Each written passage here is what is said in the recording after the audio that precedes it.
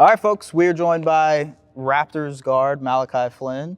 Malachi, man, I appreciate you doing this first and foremost. It's dope to be able to have this conversation with you, for people to get to know you.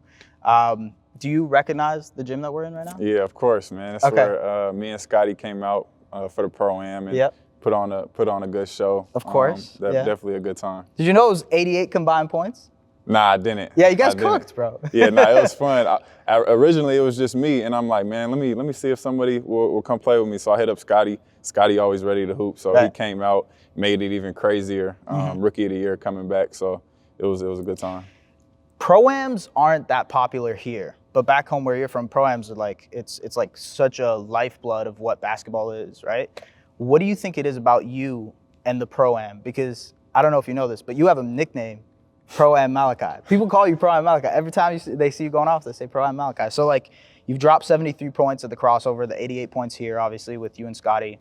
The Pro-Am is somewhere where you thrive. What about that is something that you enjoy, like being able to play in the Pro? Yeah, I think it's just fun to hoop. I mean, all throughout the summer, you're working on your game, but there's a point in time where you want to just go out and play against other people. And Pro-Ams are a good way for people who may not be able to come to real NBA games to kind of just see NBA players up close. Yeah. I remember as a kid going to Jamal Crawford's Pro-Am. He used to have Kyrie Irving in there, KD, Blake Griffin. Whew.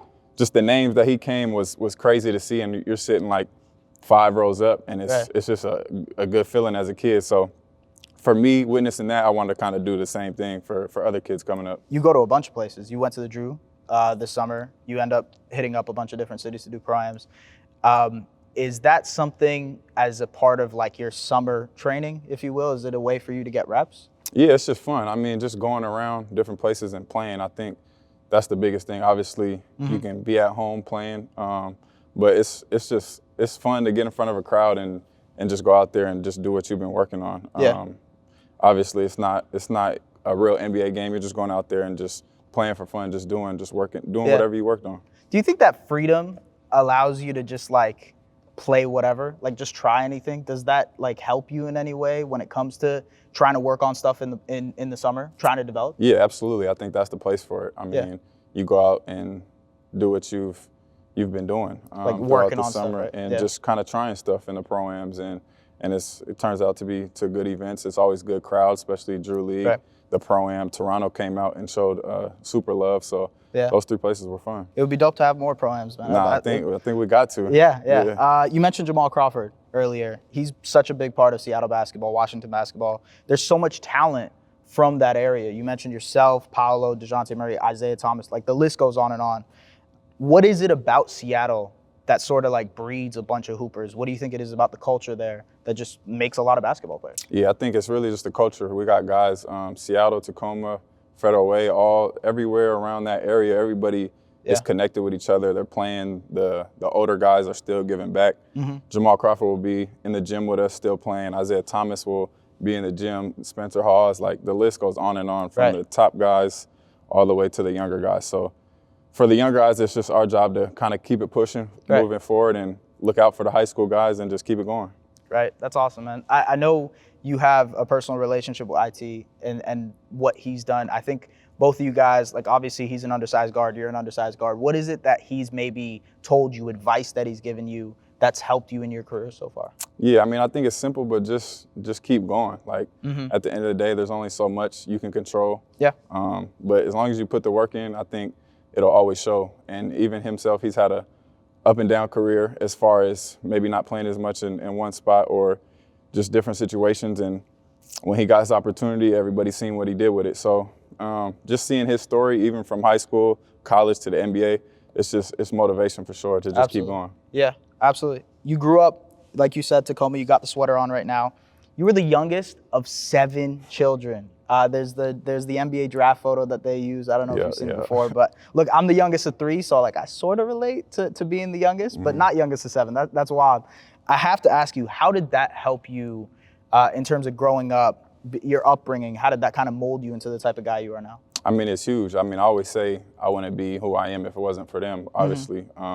Just growing up with 6 older siblings, 2 brothers, 4 sisters, for us, it was just always competitive, especially with my brother that was closest to me. All athletes, right? Everybody's pretty much everybody played at least through high school in some type of sport. So it was fun growing up, going to basketball games, going to track meets. Yeah. You're just always involved in something, being active. And then my brother closest to me, he's about 4 years older than me. I always say, if it wasn't for him beating me up and playing me one-on-one all the time when I was younger, I don't think I would be where I'm at today. So it's definitely a huge factor in my life. Got you. Is it true that you were, like, I read this, but I wanted to kind of confirm it with you. Is it true that you were 5'2" as a freshman? Yeah, I was small growing up. So how was that, like, playing on the court, obviously going to runs, whatever it is, playing as a guy who was that size? Yeah, you just had to have some dog in you to start, and then just have a lot of skill. I think that was the biggest thing for me. Yeah. I was always the shortest for sure, and not the biggest, obviously.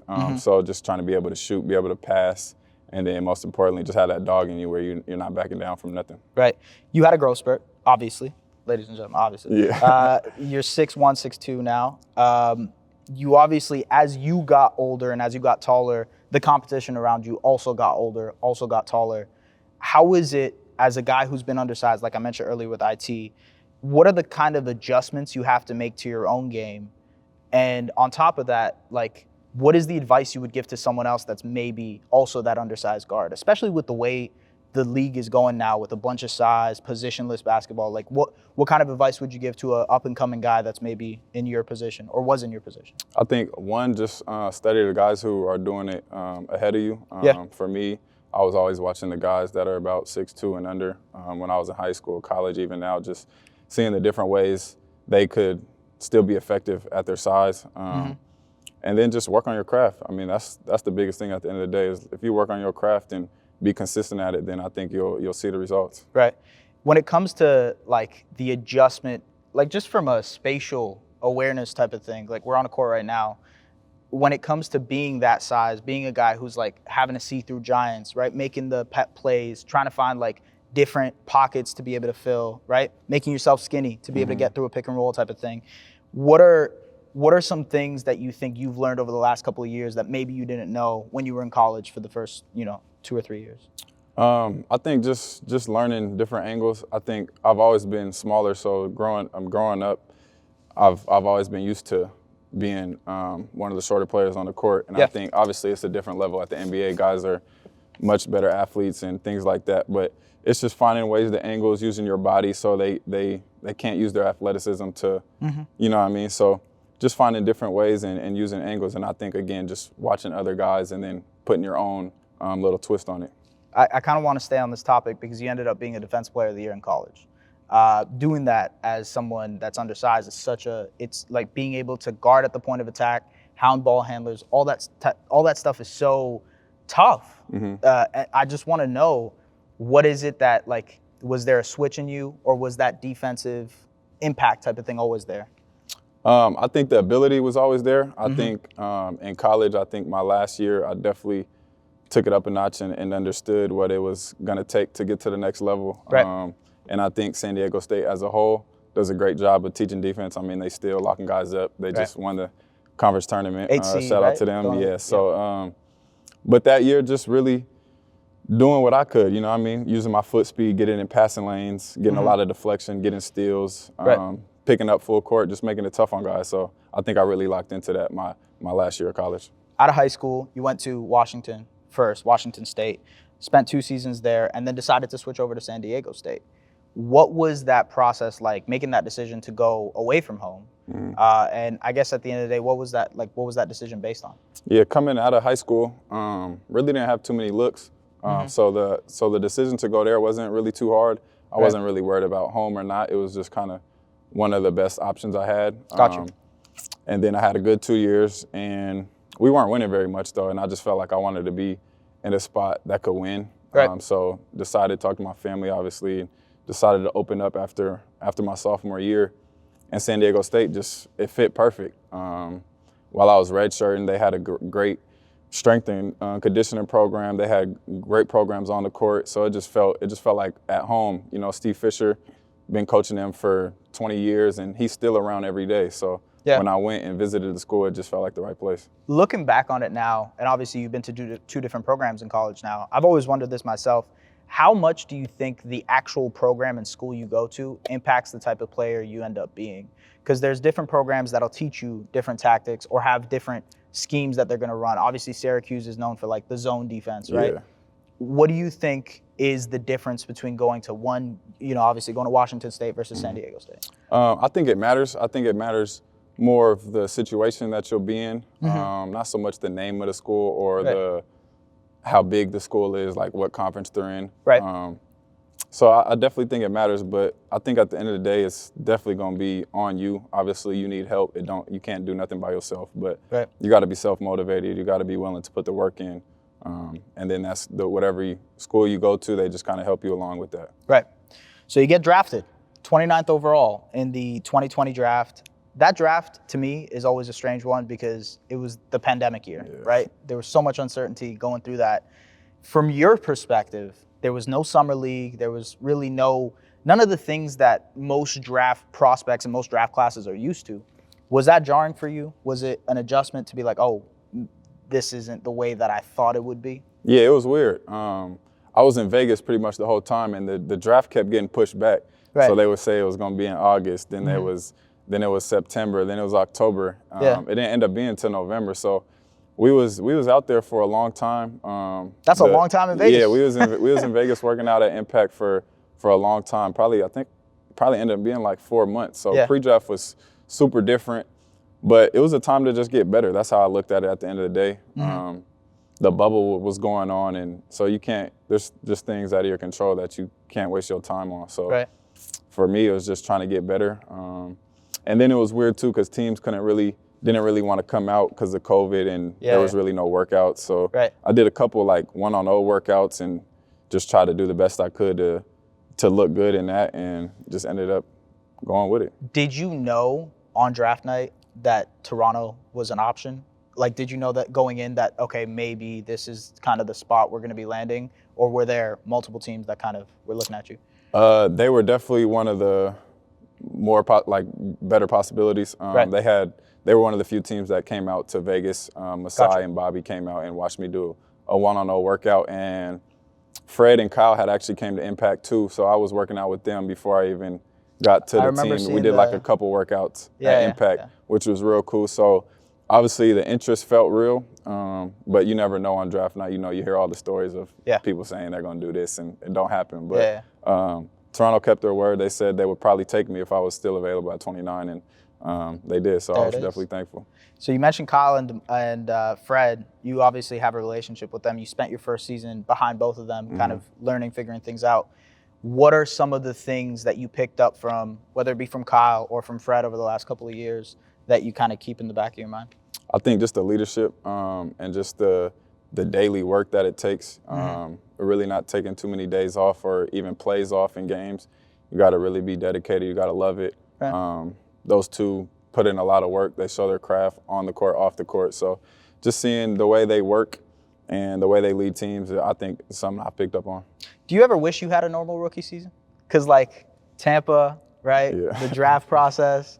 Do you feel like that whole thing was just, I guess from the player side, from the outside perspective, we could, reporters, journalists, whoever, we could recognize that the Tampa season was tough. From the player's perspective, was it a similar way? Yeah, it was different. I mean, but for me, it was like I didn't know what to expect. So it's my rookie year. I'm just ready for whatever. I'm going in. We're in Tampa now. It's different. Obviously, there was no fans at games. And the benches were 6 feet apart. Everything was a little different. So for me, I was just adjusting on the fly. I think now, year 3, a little bit of last year 3 is kind of starting to things are pretty much normal now. So kind of seeing what the NBA is really like. Even year 2 was crazy. It was up and down. We had some games where we had fans, and then we had some games where Scotiabank was empty. So it was up and down. So you guys get to Toronto. You get to Toronto second year. What was your first experience? What did you have in your mind of what Toronto would be versus what you actually saw? I didn't really know nothing about Toronto. I had just only heard what people have told me, and I only heard good things. Cool. So when I got here, I was just obviously just expecting what they told me, and it's been great. I mean, the people are super nice. They show a lot of love.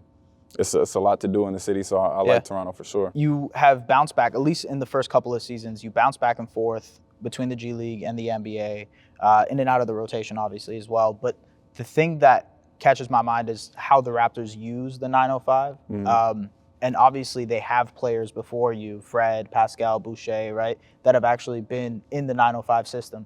Was there anything that they told you, something that they embarked on you to kind of give you that advice going into it, not to be discouraged? Yeah, just don't look at that as a negative. Really just trying to look at it as a positive thing. Just go down there, grow as a player, right, and just get better. And then when you get called back up, just be ready to go. So I never seen it as a bad thing. I think my first year was the G League bubble. Right. Played about 6 games, and then last year played about another 6. So yeah, wasn't there for too long, but just definitely a good time to just go down there and play. Obviously, you got bigger roles, so that was good. I was going to ask you, what the biggest adjustment probably being like the higher minutes, playing more minutes, getting more reps up. Is that what the biggest adjustment is between being a rotation guy in the NBA and having your own G League team, essentially? Yeah, for sure. You know, going to the G League, you're going to be playing a lot more minutes than you were in the NBA. So just going out there and working on your game, trying to win, I think that's the biggest thing, trying to lead the team and just continue to get better. So, and then when you do come back down, just keep that same confidence that you were playing with and try to help the team. By March of last season, you were great. You were balling out, especially there were a couple games there where Fred got hurt, so you got thrusted into a little bit larger of a role. But then you also got hurt. You hurt your hamstring, right? Yeah. Hamstring injury. Is that type of stuff, especially early in your career, is that discouraging to you, where you're like, oh, I'm slowly starting to figure it out, trying to figure out my role, and then damn, I get injured? Yeah, that was tough. Getting hurt at that time, I think it was like a good 5-6 game stretch where Fred was out and I was playing pretty decent. And then I got that hamstring injury. I wanted to play through it, obviously. Of course. Obviously, wouldn't have been the smart thing, and the staff didn't let me. But you know, at that time, that's kind of your opportunity. While the team may not be at full strength, for you to step up and show what you can do. And I felt like I was starting to do that, and then you go down with injury. But it's a part of life, you know. It's how it goes, and then you just bounce back. It's definitely a part of the NBA career, too. It's like figuring out the recovery process. Man, 3 seasons in now, almost 3 seasons in, you've had a roller coaster ride between Tampa, the NBA draft process, in and out of the lineup rotation, whatnot. Do you ever feel like that roller coaster has somewhat like maybe affected the way you've wanted to develop your career, or you've thought what the NBA would be coming out? I think it just kind of prepared me for whatever. Like, I just feel like there's not too much that obviously there's stuff that I haven't seen. I've only been in 3 years, but just as far as it's gone from playing, not playing, I just feel like I'm kind of ready for whatever and know how to adjust to different things, different lineups, different playing times. And then just going out and still being yourself. I think the biggest thing, like I said before, was just staying consistent to the work, and everything will kind of take care of itself. What's that preparation process like? Because to have to, like, you don't know on any given night, all right, am I playing, am I not playing? What kind of, like, what are we expecting out of my role? To not know that and have to prepare, what is that preparation process like? I think when you're in a spot like me that really hasn't had like a true, consistent, like, long game stretch of playing, I just act like I'm not going to play. And then when I do, I'm ready for it. You know, I like going hard in workouts. I never tailor back my workouts because I think I'm going to play or not. You know what I mean? So I'm just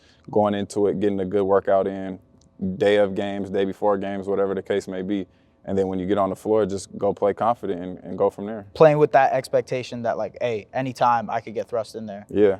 I feel like a guy to learn from in that situation is Fred, because he's also been in that role before where he never really knew what he was going to be thrust into, never knew what his role was, at least early on in his career. Is there anything that he's kind of shared with you on your own journey to be like, hey, just trust the process? Has that conversation been there? Yeah, absolutely. More so first couple years, not so much this year because I feel like there's not too much more to say. I kind of understand what it is, but at first, just like he just tell me stay positive. It's not like you can control what you do. There's gonna be good days, there's gonna be bad days. You're gonna have some good games. It's gonna be up and down, but just stay true to who you are. You know, keep working, and then just do the things that you know you should be doing, and then it'll take care of itself. From your perspective, and this is purely from your perspective, what do you think Malachi Flynn brings on an NBA basketball court? Like, what if you had to give out like 3 or 4 different skills, what do you think the things that you can bring? Yeah, I think I can just bring shooting, obviously, be able to space the floor, but someone who can make plays, not just scoring the ball, getting guys involved, you know, controlling the offense. Yeah. Just being a playmaker. I think those are the biggest things that I can do. How do you work on your handle? Like, what's the process? Because man, you're shifty. All right, you can shift, and especially like we've seen that there's a bunch of highlight tapes. But what is the process like to fine tune and craft your handle that way? Was it from birth? Like, have you been playing basketball? You know what I mean? Like, what's the process there? Definitely from as a kid, you're always dribbling. Dribble around the house type of thing? Parents getting mad that you dribbling in the house, acting like there's a hoop, playing with your brother, things Door like frame, that. All that. Yeah. But then growing up, you got to still work on your handle. I think my trainer, he's from New York originally, but he moved to Tacoma, and you know New York, they big on dribbling and all that, having a good handle. So I think that was one of the things that he implemented as well as shooting. And then just continue to work on it, you know, even in the NBA, even if it's 5 minutes where you're just doing little simple ball handling drills, just get a feel for it. I think that's a huge way. I feel like, and correct me if I'm wrong on this, but I feel like ball handling is such an important part of shooting in the NBA because that's the way you're creating separation, right? Especially with yourself. Like, do you think that from your perspective, the shooting is a lot about rhythm, or do you think it's more about having a consistent form? Is it about having consistent reps, like developing multiple reps and having that opportunity, or is it more about having that ready mindset? I think it's both. Obviously, you got to come into games ready, whether you're coming off the bench starting. You might not know when your shot's going to come, so obviously you got to be ready, but I think it happens before just putting the reps in. Right. Really just putting the reps in and off the dribble, off the bounce, shooting in different ways, shooting off of bad passes, you know what I mean, just kind of shooting in different ways. So whatever happens because in the game you can't think about it. If you think about it, you're gonna miss. Like, that's just how it goes. So you just got to rely on all the reps that you've put in, and then just let confidence, it happen. Man. Yeah, that's the one thing that comes to mind from what you're saying. This season has been up and down for you guys as a whole, as a collective. Do you think, I guess from your perspective, how has the season been? Like, what have you kind of taken away? We're about 67, 68 games into the season. What's your perspective on how the season has been for you guys? Yeah, I don't think it's gone how we would have thought at first, but I still think we're in an okay spot right now with about 15 games left. I think we just keep winning games and get into the playoffs, and then I think we could do some damage. I think we're obviously a really good team. We got a lot of different pieces that can produce on the court. So for sure, for us, it's just about putting everything together game to game. You know what I mean? So just coming out ready to play. And if we get into the playoffs, I think it'll be a good thing. The Raptors in general, and especially since you've been there, have sort of zigged instead of zagging. And what I mean by that is like they like to play unconventionally. You guys like to play an unconventional style. The way that the things that you guys look out for, deflections, et cetera. I remember Nick was talking about that. Is that something you guys talk about in the locker room? Like, we're playing differently than what we see out there usually. Is that something that's discussed among you guys where like you guys are talking about the fact that you guys are playing differently than other teams? Yeah, I just think we're so used to it. And this team kind of been together for a little bit, except a couple guys are new additions. But at least from last year, it's kind of the same main core, same pieces. So it's just kind of what we're used to. And we just go out and just try to do it the best way we can and try to get wins. If you had to give advice to someone that's coming into the league now, or at least trying to make it to the league now, what are the things that you would tell them? Just keep your confidence up at all times. It may not go the way you want or the way you think as far as playing time or just things going on the court. You may have some bad games. But if you stay confident and you put the work in, I think that's the only two things that you can really control. Be positive around the team. Don't sit there and be mad when you're not playing. You know, just be a good teammate, and then everything will come back around. Got you. Last final serious question, and then we'll get to some fun stuff. You've been in the league for a few years now. What do you think is the biggest misconception fans have about being in the NBA, about playing in the NBA? Oh, that's a tough question. I left it for last for a reason. Question. Yeah. What would you say are some misconceptions? I'm gonna ask you that I would first. say a misconception is like how players play through injury and dealing with injuries. I think that's a misconception. Fans don't realize how much players actually play through stuff. Yeah. I think that's probably one. I don't know, just off the top of my head. No, that's one for sure. Yeah. I think, you could definitely go off that. I think load management is a huge thing. I think there's a lot of guys who are playing hurt day to day, and you may not hear about it because nobody's going to announce that they're hurt when they're playing, you know what I mean? So I think when guys do sit out, they have a reason. And I think it's getting better. I think there's a lot of players that are going out playing every day, and more people are starting to talk about it. So I think it's moving in the right direction. Yeah. Okay. Got you. All right. I'll hit you with some fun stuff now. All right. These are just quick hitters. You answer them back as quick as possible. All right. Best food you've had in Toronto? Please say something good. It's a lot. Really? Yeah, it's a lot. Just number one. Give me one. Tacos. Tacos. Wait. Hold on. Wait, where? Maybe we'll talk about this off some tacos. Good. Okay. There's a couple good spots. Okay. I need to hear your opinion on this. All right. Favorite artist? J. Cole. J. Cole. Me too. Respect. Best music taste in the locker room? Best music taste. Best music taste. Myself. Yourself? Okay. Worst music taste in the locker room? Worst music taste. Wancho. That's not. He ain't here no more. But I gotta say Wancho. Yeah. Okay. I got you. How about the funniest guy in the locker room? Funniest guy. Chris. Chris, really? Yep. Okay, cool. Best outfits, best fashion in the locker room. I know that's a big thing for you guys. So best fashion. We got a couple guys. I say Gary. I say Fred. Yeah, we got a couple guys. Is Precious gonna be mad at you for not mentioning? Nah, Precious is up there too. It's hard. Yeah, all those guys. For real. Yeah. Okay, I got you. What does Malachi do for fun? Like, what do you end up doing? I be chilling, man. I watch a lot of basketball games. Turn on League Pass a lot. Play the video game a little bit. Hang out with family, but I don't do too much. And I can be fine just chilling, watching games, and just being in the house. Cool. Favorite moment of your career so far? Favorite moment? I would say, let me think. That's tough. Been 3 years. I would say just being in the playoffs. Oh yeah. Just getting that experience. Yeah. So how was that? I mean, I guess now that we're on that, like, what was the experience playing in Philly, being able to come back home? The crowd, obviously, that's a big part of it too, because that was the first real crowd that we saw for a little bit. How was that experience? Yeah, it was crazy. Scotiabank and Philly, both of the arenas are super crazy. Going on the road, they're super loud. Yeah. They might boo their own team. So. Just playing in that environment, every possession matters, everybody's locked in. I think it was a good experience. Okay, this is a wild question, but someone asked me, I had to ask you. Yep. What is your all-time redhead starting five? All-time redhead starting five. I got to throw myself in there. Boom. Of course, yeah, you got to throw yourself. I say Scalabrini. Okay, another Washington product. Yeah, yes, sir. Yeah. Okay. Who else? I need some help on the players. I need some names. Man, who else is a redhead? Anybody else got ideas? Oh, Matt Bonner, he's a former Raptor. Yep. Matt Bonner, shooter, space the floor. Boom, that's three. We need some athleticism because we need some Scalabrini, size. and Bonner, we ain't doing it on the athleticism. Yeah, I don't know. I'm trying to think of other redheads. Who? Yeah, I'll take Rodman. Rodman dyed his hair all he had it for a little bit. I'll take Rodman. Rodman. Okay, cool. And then that counts. I'll let it slide.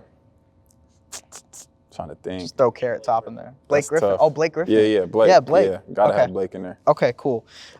Man, listen, I've been working on my jumper a little bit. Not gonna lie to you, but it's kind of a work in progress. Okay. It's bad. That means it's like bad. No, it's not that bad. It's not bad. That's crazy now. Okay, that's wild.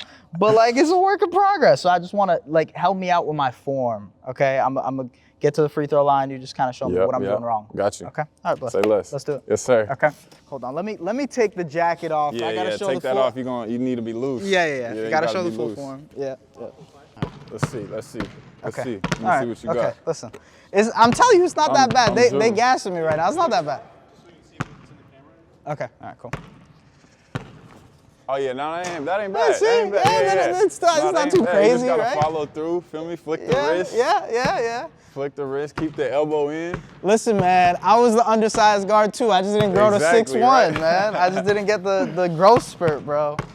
Oh yeah, that look way better already. Yeah. Shoot it up, back rim. Okay, what am I doing wrong though? Oh, you got it? Nah, you ain't do nothing wrong. You had to follow. Ooh. You had to follow through. Okay. Elbow was straight. Left hand was on the ball, not doing too much. Yeah. See, but I always feel short. You gotta snap that wrist all the way down. Yeah? Okay. All right, what up, y'all? So look, we're here, Malachi Flynn, Raptors guard, trying to teach me how to shoot. Okay, that's it. I'm not bad, but I'm also not good. I'm not an NBA player. So he's gonna just, Yeah, let me see. break it down. All right. Oh, that's an error. No, see? It goes left. You know what I mean? That ain't bad. It's just reps. You gotta snap that wrist. What is it though? Spread your fingers, snap the wrist. Is it the elbow? Am I not tucking the elbow here, bro? Shoot it up and just let it go. Let it go in. There it is. Just let it go in. Oh, there come it is. on. That's the one. Yeah, that's the one. That's the one.